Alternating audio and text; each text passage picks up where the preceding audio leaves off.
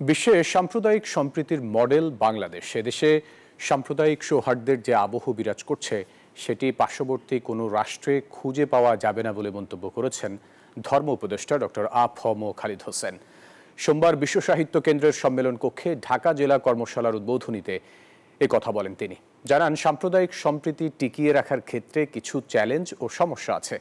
জুলাই বিপ্লব পরবর্তী সময়ে মন্দিরের পাশাপাশি মাজারেও হামলা ভাঙচুর করা হয়। এসব ঘটনা যতটা না সাম্প্রদায়িক, তার চেয়ে বেশি রাজনৈতিক বলে মনে করেন তিনি।